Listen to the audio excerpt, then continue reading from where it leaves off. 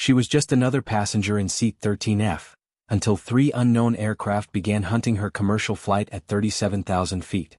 With F-35 fighters scrambling to intercept and 247 lives hanging in the balance, this elite stealth pilot had to blow her cover to prevent friendly fire. Before you watch full story, comment below from which country are you watching. Don't forget to subscribe.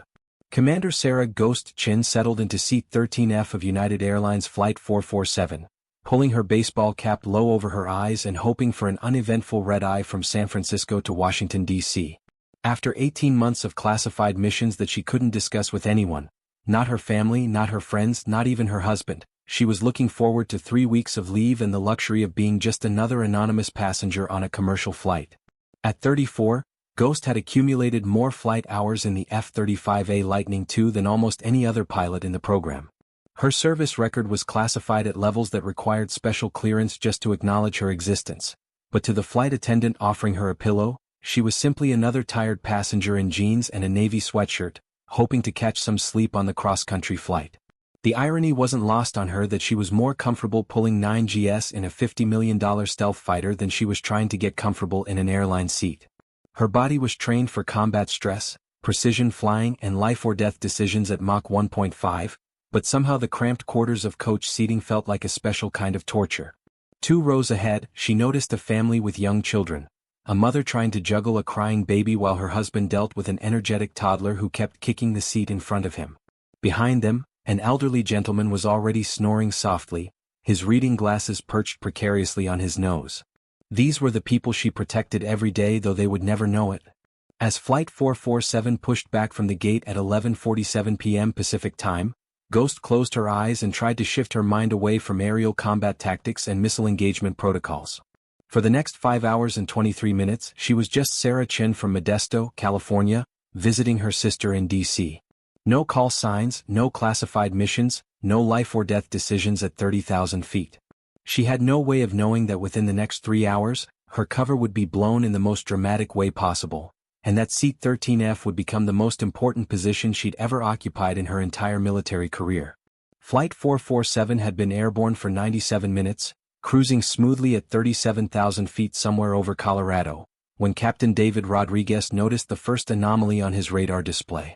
What appeared to be 3 aircraft were approaching their flight path at high speed from the north, aircraft that weren't showing up on air traffic control frequencies and weren't responding to radio calls. United 447 Denver Center, we're showing unknown traffic at your 12 o'clock, 40 miles and closing fast. Can you confirm any visual contact?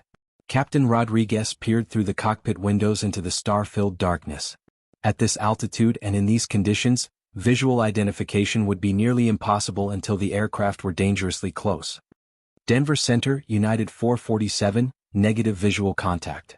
Can you provide identification on those targets?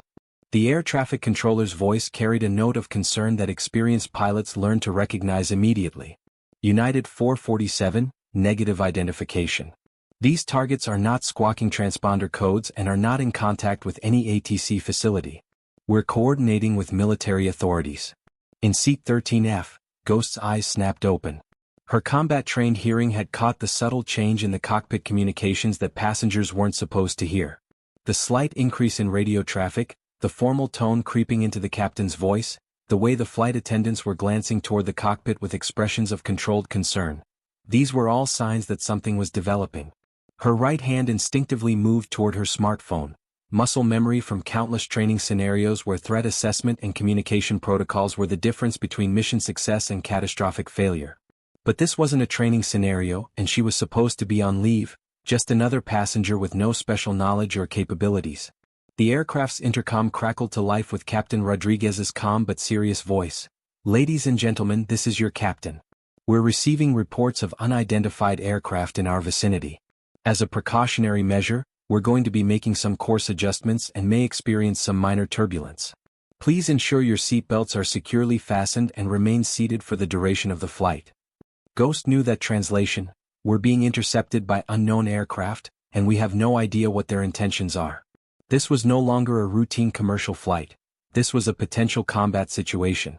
What Captain Rodriguez couldn't tell his passengers was that the 3 unidentified aircraft were now clearly visible on radar, flying in perfect formation and closing on Flight 447 at a rate that suggested military-grade aircraft with hostile intentions. Denver Center had elevated the situation to DEFCON protocols, and two F-35A Lightning II fighters from Buckley Air Force Base were being scrambled to intercept. In the Air Force's Combined Air Operations Center, controllers were tracking the developing situation with growing alarm. The unknown aircraft had appeared suddenly on radar screens without any prior warning, flying in formation at speeds and altitudes that indicated advanced military aircraft. Their flight path was precisely calculated to intercept United Flight 447, and they were maintaining radio silence despite repeated attempts at contact. Phantom Flight, this is Rocky Mountain Control. You are cleared hot for immediate intercept of unknown aircraft threatening civilian airliner. Rules of engagement are weapons tight until threat is confirmed hostile. Major Jake Viper Thompson and Captain Lisa Razor Martinez, the two F-35 pilots launching from Buckley, had combined flight hours exceeding 4,000 hours in various fighter aircraft. They were among the Air Force's most experienced interceptor pilots, trained specifically for scenarios involving threats to civilian aircraft in U.S. airspace. But as their F-35s climbed rapidly toward the developing crisis, neither pilot could have anticipated that the key to resolving this situation was already aboard the threatened airliner, sitting in seat 13F and trying to maintain her cover as a civilian passenger. Ghost's phone buzzed with a text message that made her blood run cold. Phantom protocols active. Unknown aircraft intercepting civilian Flight 447. If you are aboard, identify yourself to crew immediately. Authorization Alpha 77 Charlie. The message was from a number she recognized, the Emergency Coordination Center that handled the most sensitive military operations. Someone in the national security apparatus knew exactly where she was and what was happening to her flight. Her cover was about to be blown in a very public way. Ghost unbuckled her seatbelt and walked quickly toward the front of the aircraft, where flight attendant Jennifer Martinez was trying to maintain calm among increasingly nervous passengers who could sense that something serious was developing. "Ma'am, I need to speak with the captain immediately," Ghost said quietly, her voice carrying the unmistakable tone of military authority. "This is a national security matter." Jennifer looked at the woman in jeans and a navy sweatshirt skeptically. "I'm sorry, but passengers aren't allowed in the cockpit, especially during..." Ghost pulled out her military identification and a set of credentials that Jennifer had never seen before but that carried multiple official seals and classification markings. "My name is Commander Sarah Chin, call sign Ghost. I'm an F-35 pilot, and I believe this situation directly involves my aircraft type and mission profile." The flight attendant's expression changed instantly as she recognized the gravity of the credentials being shown to her. Within 2 minutes, Ghost was standing in the cockpit of Flight 447, introducing herself to Captain Rodriguez and First Officer Michael Chong. "Gentlemen, I'm Commander Chen, U.S. Navy, F-35 program. I have reason to believe that the aircraft intercepting us may be connected to classified operations that I'm familiar with.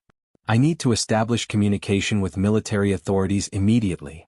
Captain Rodriguez stared at the woman who had just identified herself as a military pilot. "Commander, we've got 3 unidentified aircraft closing on our position, and we're getting word that F-35s are being scrambled to intercept. Are you telling me this is connected to your operations?" "It's possible, Captain. I need access to your radio equipment to establish communication with the intercepting aircraft. There may be a way to resolve this situation without escalation to combat engagement." With Captain Rodriguez's permission, Ghost took control of the aircraft's communication system and began transmitting on frequencies that civilian aircraft weren't supposed to know existed. Phantom Flight, this is Ghost, authenticate Alpha 77 Charlie. I am aboard the threatened civilian aircraft and request immediate coordination of intercept protocols." The response was immediate and filled with surprise. "Ghost, this is Viper. Authenticate Bravo 44 Delta. What is your status and position?" "Viper, I am aboard United Flight 447 as a civilian passenger. Unknown aircraft are approaching our position with apparent hostile intent. I am requesting permission to coordinate defensive measures from aboard the civilian aircraft." In his F-35A climbing rapidly toward the intercept, Major Thompson could hardly believe what he was hearing. Ghost was a legend in the F-35 community, a pilot whose classified missions had earned her a reputation that extended far beyond normal military circles. The idea that she was coincidentally aboard the threatened airliner seemed almost impossible. "Ghost, this is Rocky Mountain Control. Confirm your identity with classification level Phoenix 7. Ghost's response contained information that only she and a handful of senior military officers would know. Rocky Mountain, Ghost confirms Phoenix 7, authorization includes Blackbird protocols established during Operation Knight Rider, classified at Level 7 Alpha. The silence that followed lasted nearly 10 seconds. Then, Ghost, this is General Morrison, Rocky Mountain Control. You are authorized to coordinate all defensive measures aboard civilian aircraft. Be advised, unknown aircraft are now 12 miles and closing at high speed. What neither the F-35 pilots nor Ghost could have anticipated was that the three approaching aircraft were not hostile foreign fighters, but rather a flight of experimental aircraft that had broken communication due to a system's failure. The aircraft were part of a classified test program that even Ghost's security clearance didn't cover, and their unexpected appearance in civilian airspace was the result of a navigation error that had sent them dozens of miles off their intended flight path. But without communication and flying in formation toward a civilian airliner, they presented every indication of a hostile threat that required immediate military response. Ghost, this is Viper. Unknown aircraft are now visual, 8 miles and closing. They appear to be military aircraft, but we cannot establish communication. Request guidance on rules of engagement. Ghost's mind raced through the tactical situation. 3 unknown military aircraft approaching a civilian airliner, F-35s prepared to engage, and 247 innocent passengers whose lives hung in the balance of decisions that would be made in the next few minutes. Viper, this is Ghost. Before engaging, try emergency frequencies 243.0 and 121.5. If these are military aircraft with communication failures, they may be monitoring emergency channels. Major Thompson immediately switched to the international emergency frequency. Unknown aircraft approaching civilian airliner, this is U.S. Air Force fighter aircraft. You are in violation of civilian airspace and directed to immediately change course and establish communication. If you do not comply, we are authorized to engage. The response came immediately, filled with relief and urgency. U.S. Air Force fighters, this is Test Flight Bravo 77. We have experienced complete communication failure and navigation system malfunction. We are not hostile. Repeat, we are not hostile. We are U.S. military test aircraft returning to Edwards Air Force Base. The tension that had been building for over an hour dissipated in seconds as the true nature of the situation became clear. The 3 aircraft that had appeared as hostile threats were actually experimental U.S. military aircraft whose systems failures had created a perfect storm of miscommunication and misidentification.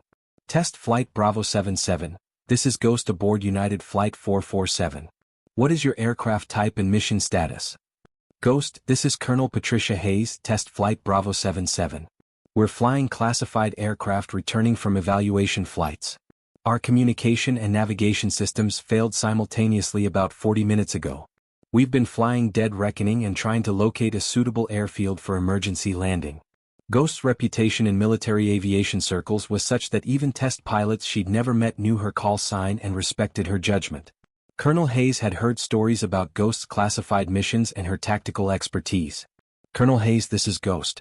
You've inadvertently been intercepting a civilian airliner, which triggered fighter scramble protocols. We have F-35s in the area prepared to engage if this situation isn't resolved immediately. Understood, Ghost. We're changing course immediately and will follow guidance from military controllers. Our apologies for the situation. Within minutes, the crisis was over. The test aircraft changed course and were escorted to Edwards Air Force Base by the F-35s that had been prepared to shoot them down.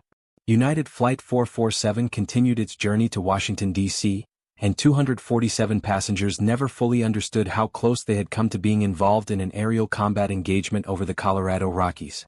As Flight 447 began its descent into Ronald Reagan Washington National Airport, Ghost found herself surrounded by passengers who had overheard enough of the situation to understand that she had somehow been involved in resolving whatever crisis had threatened their flight. The elderly gentleman who had been snoring peacefully for most of the flight approached her with tears in his eyes. "Young lady, I don't know exactly what happened up there, but I heard enough to know that you helped keep us safe. I'm a World War II veteran, and I recognize military bearing when I see it." The mother with the crying baby stopped at her seat on the way off the aircraft. "My daughter asked me who the lady was who talked to the pilots. I told her she was a guardian angel. But the recognition that meant the most came from an unexpected source. As passengers were deplaning, a young girl about 8 years old tugged on her mother's sleeve and pointed at Ghost. "Mommy, is that lady a real fighter pilot?" Ghost knelt down to the little girl's level. I am. What's your name? Emma. I want to be a fighter pilot too. Then study hard, stay curious, and remember that being brave doesn't mean you're not scared. It means you do the right thing even when you are scared. News of the incident spread quickly through military aviation circles, though the classified nature of the aircraft involved meant that most details never became public. What did spread was the story of how a fighter pilot's presence aboard a civilian aircraft had prevented what could have been a catastrophic case of mistaken identity. Within a week, Ghost received a commendation from the Secretary of Defense for extraordinary service in preventing potential loss of civilian and military lives through professional expertise and calm decision-making under extreme pressure. But perhaps more importantly, her actions aboard Flight 447 became part of F-35 training scenarios.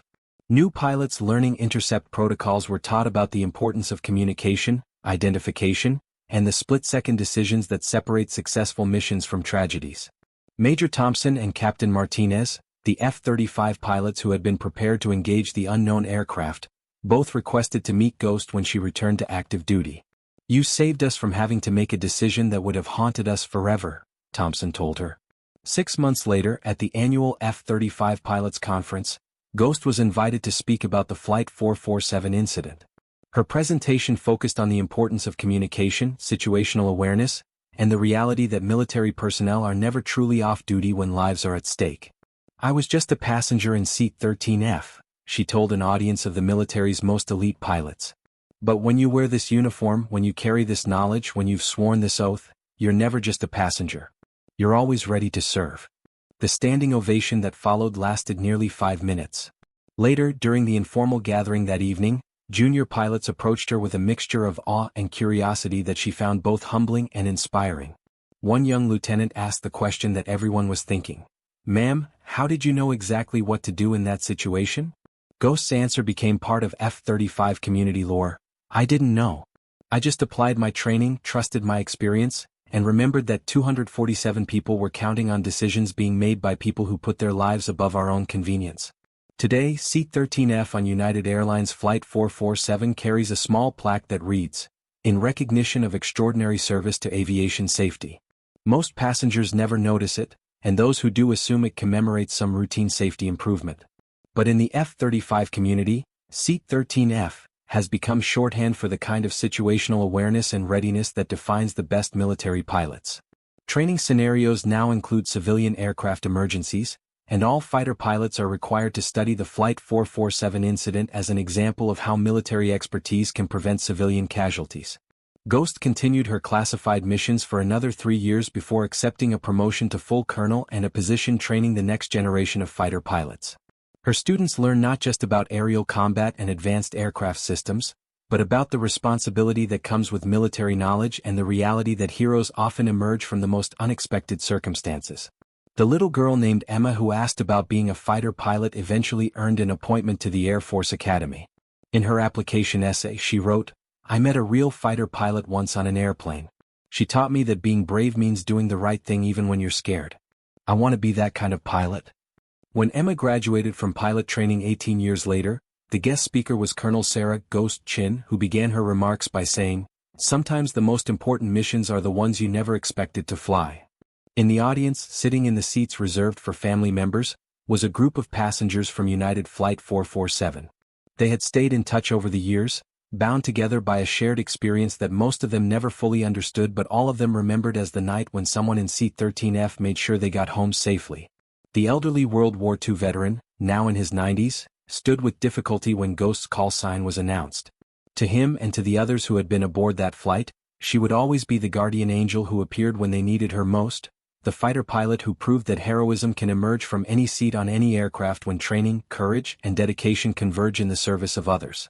And somewhere over the Colorado Rockies, commercial flights still pass through the airspace where 3 lost aircraft nearly became the target of friendly fire, prevented only by the presence of a fighter pilot who happened to be in the right seat at exactly the right time, ready to serve even when she was supposed to be just another passenger heading home.